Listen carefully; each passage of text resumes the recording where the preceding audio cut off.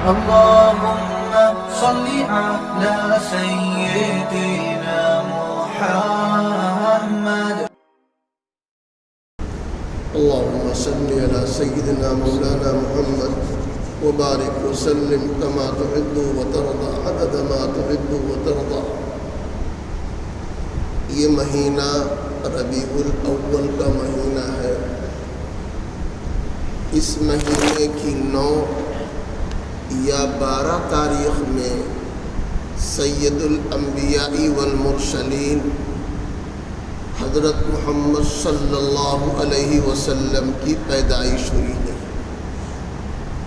بعض لوگوں نے 9 تاریخ بتایا ہے اور بعض نے 12 تاریخ. اللہ کی مرضی اتفاق ایسا کہ اسی مہینے کی 12 تاریخ میں آپ صلی اللہ علیہ وسلم کی وفات بھی ہوئی ہے. تو حضور کی پیدائش بھی اسی مہینے میں اور آپ کی وفات بھی اسی مہینے میں ہوئی ہے. دونوں چیزیں اسی مہینے کے اندر ہوئی. جب انسان کوئی نعمت پاتا ہے تو خوشی کا اظہار کرتا ہے، اور ظاہر سی بات ہے ایک مسلمان کے حق میں اللہ کے نبی صلی اللہ علیہ وسلم سے بڑھ کر کیا نعمت ہو سکتی ہے. اسی لیے صحابہ فرماتے ہیں جب اللہ کے نبی صلی اللہ علیہ وسلم پیدا ہوئے تو مکے کی ہر چیز منور اور روشن نظر آتی تھی، اور جب آپ صلی اللہ علیہ وسلم کی وفات ہو گئی تو ہر چیز تاریک نظر آتی ہے. تو آپ کی پیدائش سے اجالا ہو گیا اور آپ کی وفات سے اندھیرا چھا گیا. اللہ کے نبی علیہ السلام کی پیدائش کس مقصد کے لیے ہوئی ہے؟ ظاہر سی بات ہے کہ دنیا میں ضلالت، گمراہی اور بت پرستی، ناچ گانا، معاملات کی خرابی، جھگڑا، فساد، لڑائی، الغرض دنیا میں جتنی برائیاں ہو سکتی ہیں وہ ساری برائیاں موجود تھیں. ان تمام برائیوں کو مٹانے کے لیے اور بھلائی کو وجود میں لانے کے لیے اللہ تعالیٰ نے اپنے آخری پیغمبر حضرت محمد صلی اللہ علیہ وسلم کو مبعوث فرمایا. اس سے پہلے جو نبی آیا کرتے تھے وہ پوری دنیا کے نہیں ہوتے تھے، بلکہ علاقے کے ہوتے تھے، خاص قوم کے ہوتے تھے. کوئی کسی علاقے کا نبی ہے، کوئی کسی خاص قوم کا نبی. اسی لیے ایک وقت میں کئی نبی دنیا میں ہوتے تھے. کسی علاقے میں کوئی نبی ہے، کسی علاقے میں کوئی نبی ہے. مدین میں حضرت شعیب علیہ السلام ہے، مصر میں حضرت موسیٰ علیہ السلام ہے، یوسف علیہ السلام پیغمبر ہیں، مصر کے بادشاہ ہیں. اسی طرح آپ کے والد محترم حضرت یعقوب علیہ السلام وہ الگ کے بادشاہ، الگ کے نبی ہیں. تو ایک وقت میں کئی نبی ہوتے تھے، لیکن آخری پیغمبر حضرت محمد صلی اللہ علیہ وسلم کو اللہ نے جب بھیجا تو آپ ایک تو ساری کائنات کے نبی بنا کر بھیجے گئے، انسانوں کے بھی نبی، جناتوں کے بھی نبی، اور آپ پوری دنیا کے نبی اور قیامت تک کے لیے نبی. یہ تمام اعزاز و تمام یہ آپ کو جو گویا اتنی لمبی مدت تک آپ کو نبوت ملی، یہ خالی آپ کا اعزاز ہے. بقیہ اور نبیوں کو قیامت تک کے لیے بنا کر نبی نہیں بھیجا گیا. اسی لیے اگرچہ دنیا سے 1400 سال ہو گئے حضور کی وفات کے، لیکن آج بھی انہی کا طریقہ دنیا میں چل رہا ہے. مسلمان انہی کے طریقے پر چل کر اللہ کو خوش کر سکتے ہیں، اور قیامت تک انہی کے طریقے پر چل کر کامیابی مل سکتی. انسانوں کو احساس ہوتا ہے کہ ہمارا تعلق اللہ سے قائم ہو جائے، ہمارا رشتہ اللہ سے قائم ہو جائے اور ہم اللہ کے محبوب اور چہیتے بن جائیں۔ جو میں نے آیت کریمہ تلاوت کی، اس میں یہ نسخہ بتایا گیا کہ ایک انسان اپنے اللہ کا محبوب اور چہیتا کیسے بن سکتا ہے۔ اللہ تعالیٰ نے یہ بات اپنے نبی کے ذریعے اعلان کرا دیا، اے نبی آپ فرما دیجئے اگر تم اللہ کے محبوب اور چہیتے بننا چاہتے ہو تو میری اتباع کرو، نبی کے نقش قدم پر چلو۔ اللہ کے نبی علیہ السلام جو طریقہ، جو شریعت، جو دین اللہ کے پاس سے لے کر آئے ہیں، اس کو اپناؤ اور اس پر عمل کرو۔ یہ ہے نبی کی اطاعت اور نبی کی اتباع۔ جس بندے کے اندر یہ صفت پیدا ہو جائے وہ اللہ کا محبوب اور چہیتا بن جائے گا۔ دیکھیے اللہ تعالیٰ صورت اور جسم کو نہیں دیکھتا، بلکہ اللہ سیرت کو، دلوں کو دیکھتا ہے، اعمال کو دیکھتا ہے۔ ان اللہ لا ينظر الى صورکم ولا الى اجسامکم، اللہ تعالیٰ تمہاری صورتوں کو نہیں دیکھتا، اللہ تمہارے جسموں کو نہیں دیکھتا، بل ينظر الى قلوبکم والى اعمالکم، اللہ تمہارے دلوں کو، تمہارے اعمال کو دیکھتا ہے۔ اس میں انسان اپنے دلوں کے مزاج کو، حالات کو بدلے، اس میں اللہ کا یقین پیدا کرے، اپنے اعمال کو درست کرے، نبی کے طریقے کے مطابق زندگی گزارے، اپنے اعمال کو، اپنے دلوں کو درست کرے۔ ایک واقعہ سناؤں میں آپ کو۔ ایک صحابی ہیں حضرت سعد اسود رضی اللہ تعالیٰ۔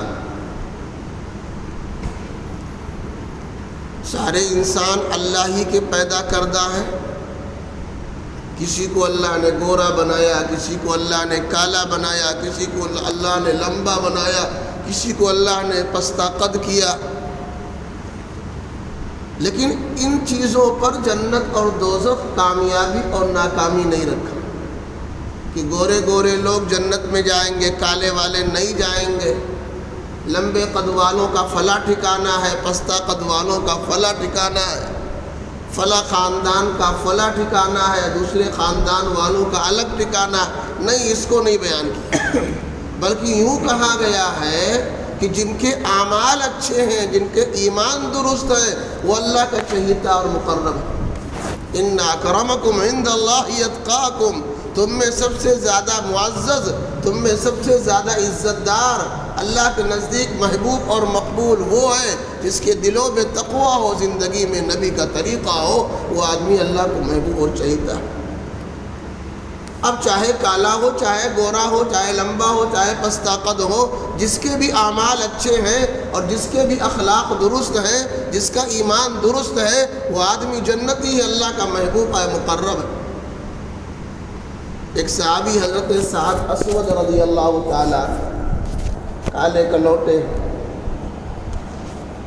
کلوٹے ہیں، سیاہ رنگ کے ہیں، جوان ہو گئے صحابی، مگر رشتہ کہیں سے نہیں آ رہا ہے، کوئی پیغام نکاح ان کو نہیں بھیج رہا ہے، اور ان کی خواہش ہے کہ ہم کوئی رشتہ کر لیں، ہمارا کہیں نکاح ہو جائے۔ نکاح کرنا یہ تمام انبیاء کی سنت ہے۔ اربع من سنن المرسلین، 4 چیزیں تمام انبیاء کی سنت ہیں، سب نے اس کو اپنایا ہے، اور جس کام کو نبی نے اپنایا ہو اس میں 100% بھلائی ہے، اس کے خلاف زندگی نہیں گزارنی چاہیے۔ الحیاء والسواک والتعطر والنکاح، سارے انبیاء با حیا تھے، حیادار تھے، کوئی بے حیا نہیں تھا، سارے انبیاء مسواک کیا کرتے تھے، سارے انبیاء کو خوشبو پسند تھی، سارے انبیاء نے نکاح فرمایا ہے۔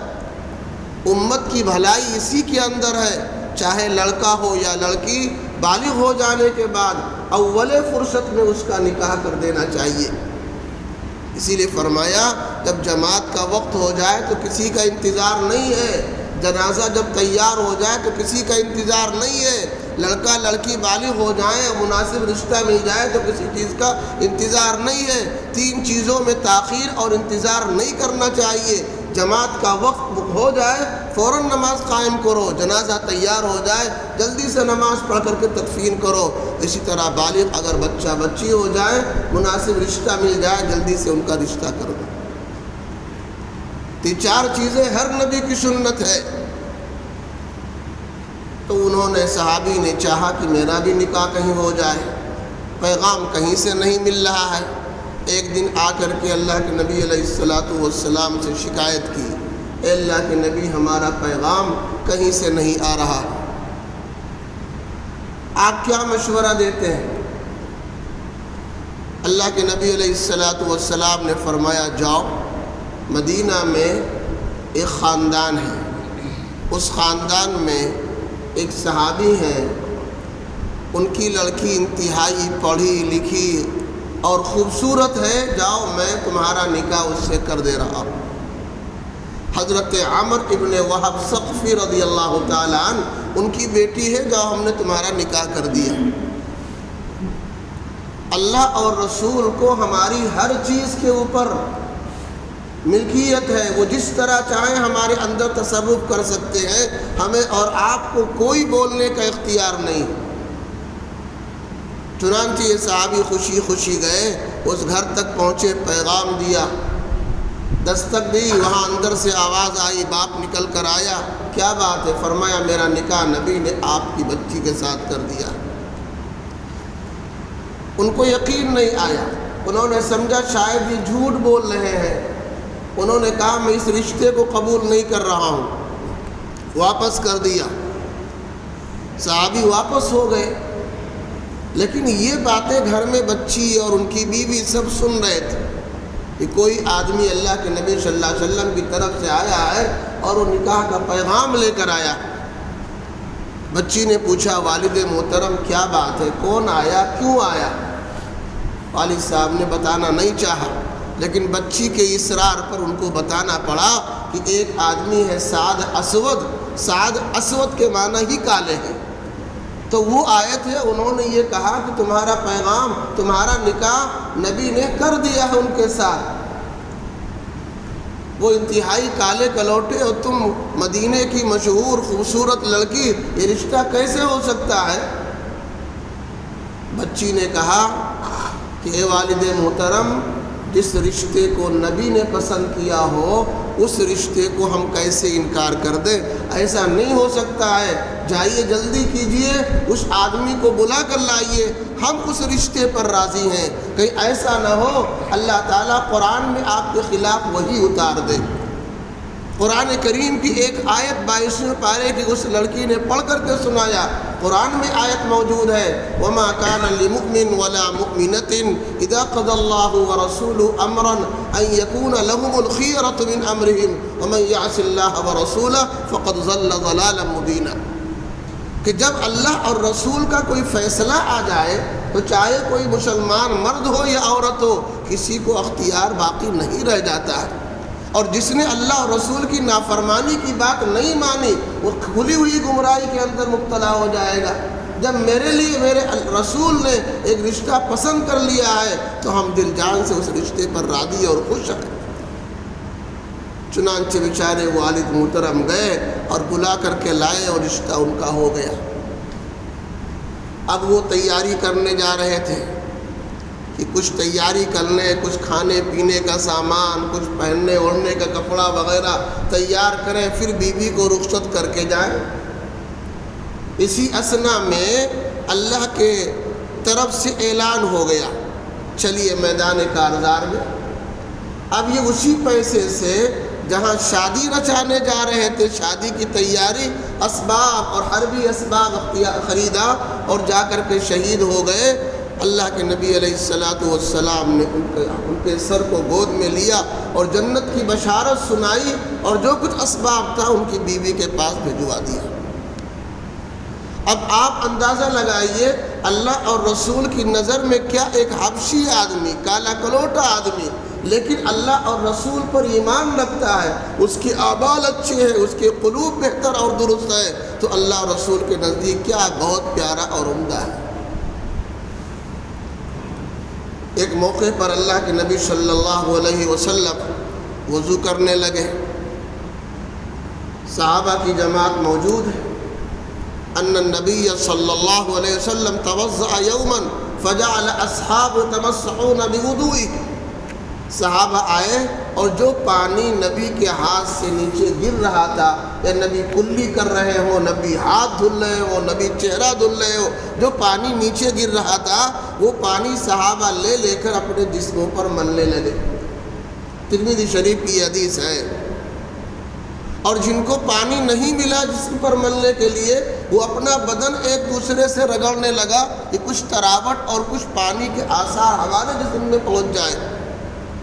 جب اللہ کے نبی علیہ السلام نے دیکھا یہ منظر کہ ہمارے وضو کا پانی نیچے گرنے کے بجائے صحابہ اپنے ہاتھ میں لے رہ کر اپنے جسموں پر ملتے ہیں، تو آپ نے پوچھا ما یحملکم علی ھذا، اے میرے صحابہ ایسا کیوں کر رہے ہو؟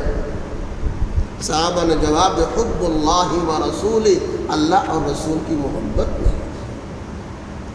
اللہ اور رسول کی محبت میں کہ رسول کلی کرے تو پانی ہاتھ میں لے کر جسم پر مل لے، اگر رسول چہرہ دھلے جو پانی نیچے ٹپکے اس کو جسم پر مل لے، اگر رسول ہاتھ دھلے پیر دھلے تو وہ پانی پیچھے صحابہ لے کر ہاتھوں میں جسم پر مل لیتے ہیں.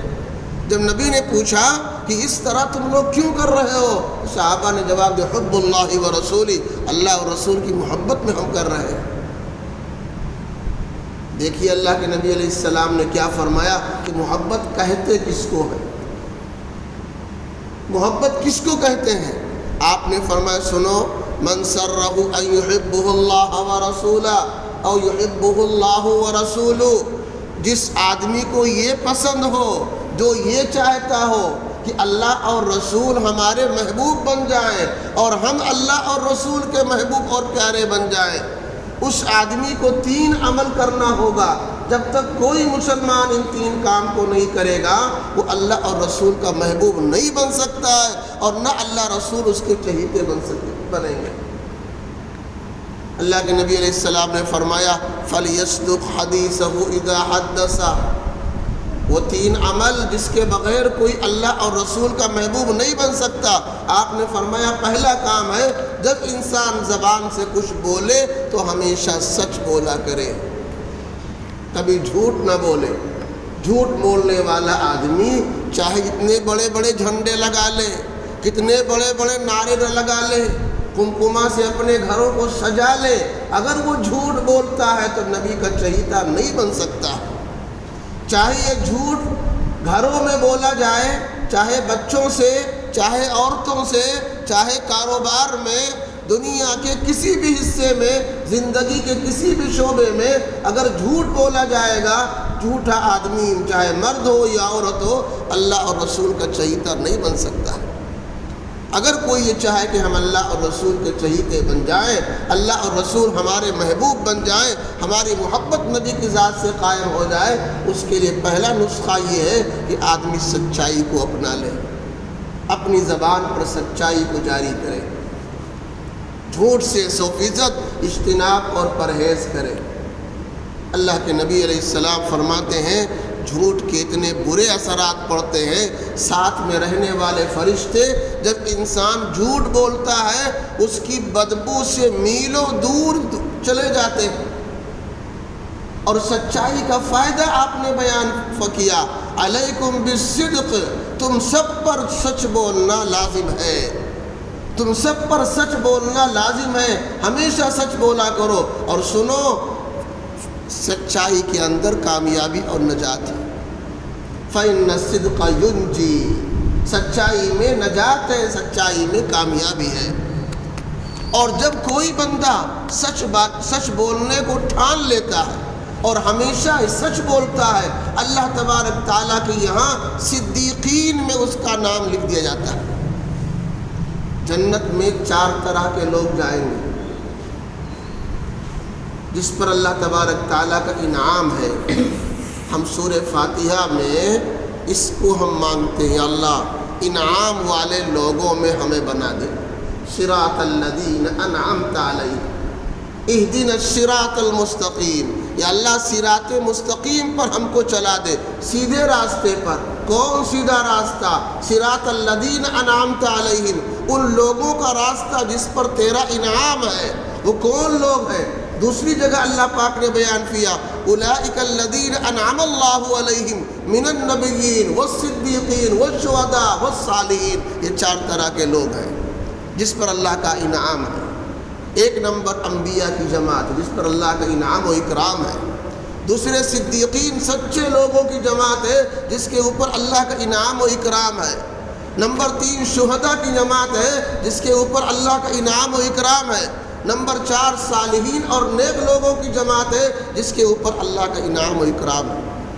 اگر کوئی بندہ سچ بولنے کو لازم اور ضروری مان لے، اللہ تبارک تعالیٰ کے یہاں صدیقین میں اس کا نام لکھ دیا جاتا ہے۔ اور آگے فرمایا وَإِيَّاكُمْ وَالْكِذْبَ، اپنے آپ کو جھوٹ سے بچاؤ، دور رکھو۔ فَإِنَّ الْكِذْبَ يُهْلِكُ، کیوں؟ جھوٹ کے اندر ہلاکت ہے، بربادی ہے۔ چاہے انسان کو وقتی طور پر کوئی فائدہ دکھ رہا ہو، تھوڑی دیر کے لیے کوئی نفع دکھ رہا ہے، لیکن انجام کا مستقبل کے اعتبار سے اور نتیجے کے اعتبار سے جھٹائی کے اندر ہلاکت ہے۔ یہ دوستو میں نہیں کہہ رہا ہوں، خاتم الانبیاء والمرسلین، تمام نبیوں کے سردار، فخر موجودات جناب محمد رسول اللہ صلی اللہ علیہ وسلم کی بات ہے تو ذرہ برابر جھوٹ نہیں ہو سکتی۔ آپ نے خود ارشاد فرمایا وَإِيَّاكُمْ وَالْكِذْبَ فَإِنَّ الْكِذْبَ يُهْلِكُ، اپنے آپ کو جھوٹ سے بچاؤ، جھوٹ کے اندر ہلاکت ہے۔ اور اگر کوئی آدمی کنٹرول نہیں کرتا، جھوٹ بولتا رہتا ہے تو اللہ کے نزدیک اس کا شمار جھٹوں میں ہو جاتا ہے۔ حتیٰ یکتب عند اللہ کذابا، اللہ کے نزدیک جھوٹے لوگوں میں اس کا نام لکھ دیا جاتا ہے۔ تو اللہ کے نبی علیہ السلام نے کیا فرمایا کہ اگر تم اللہ اور رسول کے چہیتے محبوب بننا چاہتے ہو، پہلا عمل یہ کرو کہ سچ بولا کرو۔ دوستو اس مہینے کی مناسبت سے 12 رفیع الاول کے تعلق سے ہم آج اس مجمع میں یہ عہد کریں کہ انشاءاللہ اب آئندہ ہمیشہ ہم سچ بولیں گے، سچ کی تلقین کریں گے، سچ کی دعوت دیں گے اور خود بھی سچ پر چلیں گے، اور جو کچھ کمی کوتاہی گزشتہ ہوئی ہے اللہ سے دعا کریں گے اللہ تعالیٰ معاف فرما دیں۔ آپ نے دوسری ہدایت فرمائی، دوسرا عمل بتایا کہ اگر اللہ اور رسول کی محبت چاہتے ہو وَلْيُؤَدِّ أَمَانَتَهُ إِذَا تُمِنَ، آپ نے فرمایا اگر کسی کے اوپر کسی کا کوئی حق ہے اس کو خوشی خوشی ادا کرنے والا بن جائے، چاہے جس طرح کا حق ہو۔ یہ بات یاد رکھیں، 2 طرح کے حقوق ہیں، ایک حقوق اللہ، اللہ کا حق، نماز پڑھنا، روزہ رکھنا، حج کرنا، زکوٰۃ دینا، تلاوت کرنا، سچ بولنا، یہ اللہ کا حق۔ اگر اس میں کمی کوتاہی ہے تو اللہ بڑا غفور الرحیم ہے۔ اللہ آج دنیا کے اندر ظالموں کو، کافروں کو، بڑے بڑے گنہگاروں کو اگر ان کے گناہوں پر نظر کرے اللہ تو ان کو ایک قطرہ پانی پینے کو نہ ملے۔ اور وہی نہیں، ہم مسلمانوں کا بھی یہی حال ہے کہ صبح سے لے کر شام تک نہ جانے کتنے گناہ ہم سے جان بوجھ کر اور نہ جانے کتنے ہم سے انجان میں ہو جایا کرتا ہے۔ اگر اللہ ہمارے ہر قدم پر، ہر گناہ پر نظر رکھ کے گرفت کرے تو ہمیں اور آپ کو بھی یہ قطرہ پانی کا نہ ملے۔ اللہ بڑا غفور الرحیم ہے۔ یہ اللہ کی طرف سے نظام ہے کہ بے شمار موقعوں پر بے شمار ہمارے گناہوں غلطیوں کو اللہ معاف فرماتا ہے۔ حدیث پاک میں ہے فجر کی نماز پڑھ لو، پھر ظہر کی نماز پڑھ لو، درمیان میں جو چھوٹے چھوٹے گناہ ہوئے اللہ یوں ہی معاف فرما دیتا ہے۔ پھر عصر کی نماز پڑھ لو، ظہر عصر کے بیچ جو چھوٹے چھوٹے گناہ ہو گئے اللہ یوں ہی معاف فرما دے گا۔ اسی طرح عشاء کی نماز پڑھ لو تو اس نماز کی برکت سے مغرب عشاء میں جو درمیان میں گناہ ہوئے اللہ اس کو معاف فرما دیتا ہے۔ پھر عشاء کی نماز کے بعد فجر کی نماز پڑھ لیا تو جو درمیان میں چھوٹے چھوٹے گناہ ہوئے اللہ معاف فرما دے گا۔ تو دوسری نماز کی برکت سے پہلی اور دوسری نماز کے درمیان جو چھوٹے چھوٹے صغیرہ گناہ ہو جاتے ہیں اللہ ان کو یوں ہی معاف فرما دیتا ہے۔ ایک اور حدیث پاک کے اندر ہے کہ ایک جمعہ انسان نے پڑھا، اگلا جمعہ پھر اس نے پابندی سے اہتمام کے ساتھ اللہ کو خوش کرنے کے لیے پڑھا، تو اس دونوں جمعہ کے بیچ میں جو گناہ اور غلطیاں ہوئی اللہ ان کو معاف فرما دیتا ہے۔ حدیث پاک میں یہ بھی تذکرہ ہے، ایک بندہ وضو کرتا ہے اور وضو میں جب جسم کے اعضاء دھلے جاتے ہیں، کلی کرنا، ناک میں پانی ڈالنا، چہرہ دھلنا، ہاتھ کا دھلنا، پیر کا دھلنا، سر کا مسح کرنا، ایک ایک عضو کو دھونے سے اللہ تبارک تعالیٰ اس حصے سے جو گناہ سرزد ہوتے ہیں ان گناہوں کو اللہ معاف فرما دیتا ہے۔ مسجد آنے جانے پر اللہ گناہ معاف فرما دیتا ہے۔ اگر آدمی اچھی طرح وضو کر کے مسجد کی طرف آتا ہے، ایک ایک قدم پر نیکیاں لکھی جاتی ہیں، گناہ اس کے معاف ہوتے ہیں، رتبہ اور درجہ اس کا بلند ہو جاتا ہے۔ کتنا انتظام کر رکھا اللہ تبارک تعالیٰ نے کہ بندہ کس کس طرح راستے میں چلتے چلتے آپ کو کوئی کرکٹ، کوڑا یا کوئی روڑا، کوئی ادھا، کوئی سا کانٹا، تکلیف دہ چیز نظر آ جائے، آپ اس کو ہٹا دو، صدقہ کا ثواب مل جاتا ہے۔ اپنی بیوی سے پیار محبت سے بول دو، ایک لقمہ کھانا کھلا دو، آپ کو صدقے کا ثواب مل جاتا ہے۔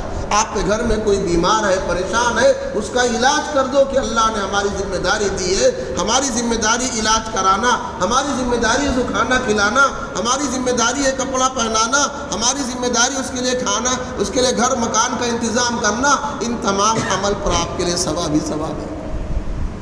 اتنا انتظام اللہ تبارک تعالیٰ کی طرف سے، اتنی سہولتیں ہیں۔ کیا فرمایا کہ اگر کسی پر کوئی حق ہے تو خوشی خوشی اس حق کو ادا کرنے والے بن جاؤ۔ حقوق اللہ جو اس میں کوئی کوتاہی ہو جائے اللہ معاف فرما دیتے ہیں، لیکن اگر حقوق العباد کے اندر کمی کوتاہی ہے تو جب تک وہ بندہ نہیں معاف کرے گا اللہ نہیں معاف کرے گا۔ اور حقوق العباد آدمی غیروں سے تو واسطہ کم پڑتا ہے، زیادہ تر واسطہ اپنے لوگوں سے ہے۔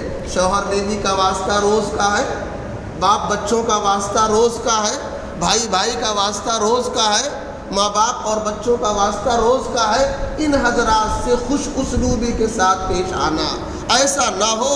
ہمیں کوشش کرنی چاہیے کسی کا کوئی حق میرے ذمے رہ جائے۔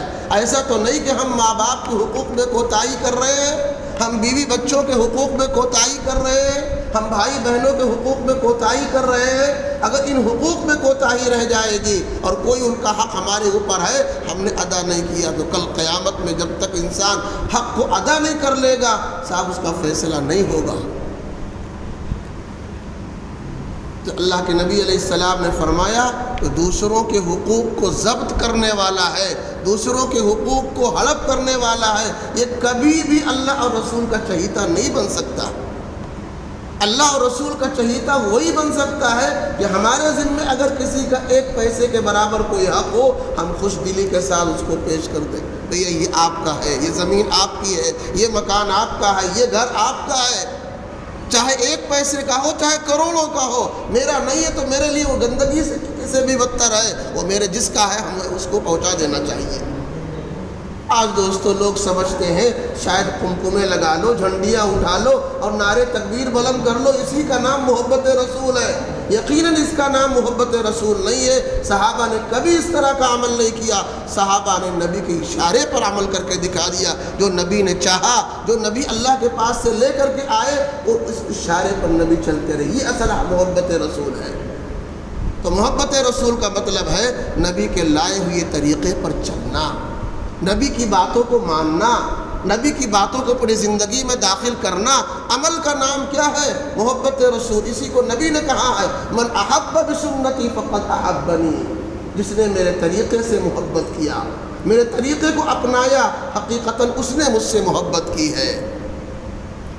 دوسرا عمل آپ نے کیا فرمایا کہ اگر کسی کو اللہ اور رسول سے محبت ہے فَلْيُؤَدِّ أَمَانَتَهُ إِذَا تُمِنَا، اگر اس کے اوپر کسی کا حق ہے، کسی کی امانت اس کے پاس موجود ہے، اس کو وہ ادا کر دے، چاہے اپنوں کی ہو چاہے غیروں کی ہو، جس کا بھی جو حق ہے اس کو ہم ادا کرنے والے بن جائیں۔ تیسرا عمل فرمایا آپ نے وَلْيُحْسِنْ جِوَارَ مَنْ جَاوَرَهُ، اپنے پڑوسی کے ساتھ بہتر سلوک کرنا۔ اپنے پڑوسی کے ساتھ بہتر سلوک کرنا، وہی اللہ اور رسول کا چہیتا محبوب بن سکتا ہے جو اپنے پڑوسی کے ساتھ بہتر سلوک کرتا رہے۔ اللہ کے نبی علیہ السلام فرماتے ہیں کہ پڑوسی کے بارے میں حضرت جبریل کثرت سے مجھے وصیت کرتے رہے۔ اے اللہ کے نبی علیہ السلام، پڑوسیوں کا خیال رکھیے، اپنے صحابہ کو پڑوسیوں کے بارے میں تاکید کیجیے۔ اتنی کثرت کے ساتھ تاکید کرتے رہے اللہ کے نبی علیہ السلام فرماتے ہیں مجھے خیال آنے لگا ایسا نہ ہو کہ پڑوسی کو وراثت میں حصہ دیا جانے لگے، کہ مرنے کے بعد جس طرح بچوں کا حق ہے ایسا نہ ہو صاحب پڑوسیوں کا بھی اس میں حق لگ جائے۔ اس کثرت کے ساتھ جبریل امین نے وصیت کی ہے پڑوسیوں کے بارے میں۔ اور الگ الگ اللہ کے نبی علیہ السلام نے سمجھایا من کان یؤمن باللہ والیوم الآخر فلیکرم ضیفہ، جو آدمی اللہ اور رسول پر ایمان رکھتا ہے لازم ہے تم اپنے مہمانوں کا اکرام کرو۔ کہیں کہا فلیکرم جارا، اپنے پڑوسی کا اکرام کرو، ان کی عزت کرو۔ کہیں کہا فلا یوزی جارا، اپنے پڑوسی کو ہرگز نہ ستاؤ نہ تکلیف دو۔ آج دوستو اگر سروے کر لیا جائے تو 100% تو نہیں میں کہہ سکتا لیکن 99% ضرور کہہ سکتا ہوں پڑوسی سے تنگ ہے، پڑوسی سے تنگ ہے۔ اب بتائیے ہم نبی کے اس فرمان کے مطابق کہ اللہ کے نبی علیہ السلام وضو فرما رہے ہیں، صحابہ وضو کا پانی نیچے نہیں گرنے دیتے، تبرک کے طور پر لے کر جسموں پر مل رہے ہیں۔ جب ان کی اس چاہت کو، جب ان کے اس لگاؤ اور محبت کو نبی نے دیکھا تو پوچھا کیوں کر رہے ہو؟ انہوں نے کہا اللہ رسول کی محبت میں کر رہا ہوں۔ تب نبی نے بتایا کہ محبت اصل یہ ہے کہ تم سچ بولا کرو، اصل محبت یہ ہے کہ تم دوسروں کے حقوق ادا کرو، اصل محبت یہ ہے تم اپنے پڑوسی کے ساتھ اچھا ویوہار کیا کرو۔ آج ہم برا ویوہار کرتے ہیں پڑوسیوں کے ساتھ، بھائیوں کے ساتھ، اور جھنڈا سب سے بڑا اونچا لگا رکھا ہے، قمقمے جلا رکھے ہیں، عاشق رسول بن گئے۔ یہ ہماری من گھڑت ہے، ہم نے اپنے دل سے اس کو سمجھ لیا ہے۔ نبی کا جو پیغام ہے دوستو یہ ہے زبان پر سچائی، نبی کا جو پیغام ہے وہ یہ ہے نسخہ، محبت کا نسخہ جو نبی نے بتایا وہ یہ ہے امانت کی حقوق کی ادائیگی ہو۔ نبی کا نسخہ یہ ہے جیسے آپ پڑوسی آپ سے کیا ہو، خوش ہو اور آپ سے مطمئن ہو۔ لہذا اس مناسبت سے میں یہ گزارش کروں گا عزم کرو، ارادہ کرو کہ انشاءاللہ نبی کی ان باتوں پر ہم عمل کریں گے۔ جو گزشتہ ہم سے غلطی کمی کوتاہی ہوئی ہم اللہ سے توبہ کریں گے، معافی مانگیں گے، یا اللہ مجھے معاف کر دو اور آئندہ ہمیں ہمت دو اور ہمیں اس توفیق دو کہ ہم نبی کے بتائے ہوئے طریقے پر چل کر اور نبی کے محبوب بنے، نبی ہمارے محبوب بنے اور ہم نبی کے محبوب بن جائیں۔ ہم اللہ کے نبی سے عشق کرنے کا دعویٰ کرتے ہیں تو حقیقتاً نبی کی محبت میرے دل میں اور نبی کی اتباع ہماری زندگی میں پیدا ہو جائے۔ جو میں نے آیت کریمہ دوستوں پڑھی اس میں یہی ہے، اللہ تعالیٰ اپنے نبی کے ذریعے اعلان کراتے ہیں اے نبی کہہ دو اگر تم کو اللہ اور رسول سے محبت کرنی ہے تو نبی کی اتباع کرو، نبی کی اتباع کرو۔ اور ظاہر سی بات دوستو انسان وہی محبت کرتا ہے اور وہی عمل کرتا ہے جس کو محبت ہوتی ہے، جس کو محبت ہوتی ہے وہی عمل کرتا ہے۔ ایسا نہیں کہ ہم آپ سے نفرت کریں اور آپ جیسی ہم ٹوپی لگائیں۔ اگر دل میں نفرت ہے تو آپ جیسی ٹوپی ہم کبھی نہیں لگا سکتے۔ اگر ہمارے دل میں آپ کے تئیں نفرت ہے تو آپ جیسا کرتا ہم نہیں پہنیں گے، آپ جیسی لنگی ہم نہیں پہنیں گے، آپ جیسا کھانا ہم نہیں کھائیں گے، آپ جیسا کام ہم نہیں کریں گے۔ اگر دل میں محبت ہے تو ضرور ہم کوشش کریں گے کہ فلاں کھاتے کیسے تھے ہم بھی ویسے کھائیں گے، ان کی نقل ہم اتاریں گے جب ان کی محبت دل میں ہو۔ کیوں کہا جا رہا ہے کہ ہمارا کھانا نبی کے کھانے کے مطابق ہو، ہمارا پانی پینا نبی کے طریقے کے مطابق ہو، ہمارا معاملہ کرنا نبی کے طریقے کے مطابق ہو، ہماری شادی ہو، ہمارا نکاح ہو، ہمارا عقیقہ ہو، ہمارا ہر عمل نبی کے طریقے پر ہو جائے۔ کیوں یہ محبت ہی کی تو نشانی ہے۔ جب انسان کے دل میں محبت ہوگی تو نبی کے ہر عمل کو انسان زندگی میں پیدا کرے گا۔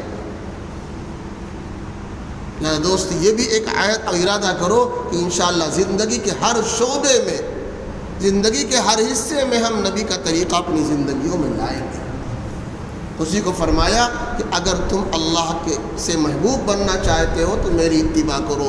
اس اتباع میں دو فائدہ، یحببکم اللہ ویغفر لکم ذنوبکم، فرمایا پہلا فائدہ یہ ہے کہ تم کو اللہ اپنا محبوب بنا لے گا۔ جو آدمی نبی کے طریقے پر نہیں چلے گا وہ قیامت تک اللہ کا محبوب نہیں بن سکتا۔ اللہ کا محبوب بننے کے لیے نبی کی اطاعت ضروری ہے۔ تو ایک تو اللہ محبوب بنا لے گا، اور جب کوئی اللہ جس کو محبوب بنا لے دنیا میں کوئی اس کا بال بیکا نہیں کر سکتا۔ وَيَغْفِرْ لَكُمْ ذُنُوبَكُمْ، اور نبی کی سنت اور طریقہ اپنانے سے اللہ جو کچھ غلطی گناہ ہوا ہے اللہ سب معاف فرما دیں گے۔ وَاللَّهُ غَفُورٌ رَحِيمٌ، اللہ تعالیٰ بڑے بخشنے والے، بہت رحم کرنے والے۔ قُلْ أَطِيعُوا اللَّهَ وَالرَّسُولَ، اے نبی کہہ دیجئے اللہ کی اطاعت کرو اور رسول کی اطاعت کرو، اللہ کا بھی کہنا مانو اور نبی کا کہنا مانو۔ فَإِن تَوَلَّوْا فَإِنَّ اللَّهَ لَا يُحِبُّ الْكَافِرِينَ، اگر کسی نے نبی کی اطاعت نہیں کی تو ایسے لوگوں سے اللہ محبت نہیں فرماتا، ایسے لوگوں سے اللہ محبت نہیں فرماتا ہے۔ حضرات صحابہ دوستو کس قدر نبی کے باتوں پر عمل کرتے تھے اور کس قدر منتظر رہا کرتے تھے، نبی اشارہ کر دے تو فوراً اس کام کے لیے دوڑ جایا کرتے تھے۔ آج ہم جو ہیں سوچتے کبھی کبھی کٹ گھری طے کرتے ہیں، یہ فرض ہے، یہ واجب ہے، یہ سنت ہے، یہ نفل ہے، یہ مستحب ہے۔ حضرات صحابہ بس یہ نبی کا عمل ہے، چاہے جیسا مجھے کرنا ہے۔ آج آدمی سوال کرتا ہے ٹوپی لگا کر نماز پڑھیں یا نہ پڑھیں بغیر ٹوپی کے، ارے ہو جائے گی دونوں طرح، لیکن یہ دیکھو میرے نبی کا طریقہ کیا رہا۔ آپ کو 5 میٹر کپڑا ملتا ہے سلانے کے لیے، کرتا پائجامہ کے لیے، اور 10 روپیہ 15 روپیہ کی ٹوپی نہیں ملتی۔ اگرچہ یہ مستحب ہے، بہتر ہے، ٹوپی لگا کر پڑھو گے زیادہ ثواب ملے گا، نہیں لگاؤ گے کم ثواب ملے گا، لیکن نماز ہو جائے گی۔ تو یہ کہ میرے نبی نے ہمیشہ ٹوپی لگایا ہے، میرے نبی کے چہرے پہ ہمیشہ داڑھی رہی ہے، میرے نبی ہمیشہ سلام کیا کرتے تھے، سلاموں کا جواب دیا کرتے تھے، میرے نبی ہمیشہ کیا ہے سنت کے ہمارے نبی ہمیشہ بڑوں کا اکرام کیا کرتے تھے۔ کبھی آپ نے کسی کو تکلیف نہیں پہنچائی، کبھی آپ نے کسی کو نقصان نہیں پہنچایا، کبھی آپ نے کسی سے بدلہ نہیں لیا۔ تو یہ تمام چیزیں ہماری زندگی میں آنی چاہیے، ہم اس کو یوں نہ دیکھیں یہ سنت، یہ مستحب، یہ بس میرے نبی کا طریقہ ہے مجھے کرنا ہے۔ اللہ کے نبی علیہ السلام نے صلح حدیبیہ کے موقع پر اپنے داماد حضرت عثمان غنی رضی اللہ تعالی عنہ کو بھیجا، جاؤ مکہ کے سرداروں سے بات کرو، سفیر بنا کر بھیجا کہ ہم عمرہ کرنے آ رہے ہیں، ہمیں عمرہ کی اجازت مل جائے۔ عثمان غنی رضی اللہ تعالیٰ عنہ گئے، ان کا پیجامہ نبی کے ارشاد کے مطابق ٹخنے سے اوپر رکھنا یہ دوستو نبی کی سنت ہے، یہ دیوبندی اور سنی کی پہچان نہیں ہے، یہ میرے نبی کی سنت ہے۔ مسلم شریف کے اندر حدیث ہے 3 مرتبہ اللہ کے نبی علیہ السلام نے بد دعا فرمائی ہے، خوابہ خسیرہ خوابہ خسیرہ خوابہ خسیرہ، وہ آدمی ناکام ہے، گھاٹے میں، نقصان میں ہے۔ صحابہ نے پوچھا اللہ کے نبی یقیناً وہ آدمی برباد ہو جائے گا جس کے بارے میں آپ کی زبان سے 3 مرتبہ بد دعا نکلے؟ صحابہ نے پوچھا وہ کون لوگ ہیں؟ آپ نے نمبر 1 فرمایا المسبل ازارہ، جو اپنا پیجامہ اپنی پینٹ ٹخنے سے نیچے رکھتا ہے اس کے اوپر اللہ اور رسول کی لعنت برستی رہتی ہے۔ یہ مسلم شریف کی حدیث کے اندر ہے۔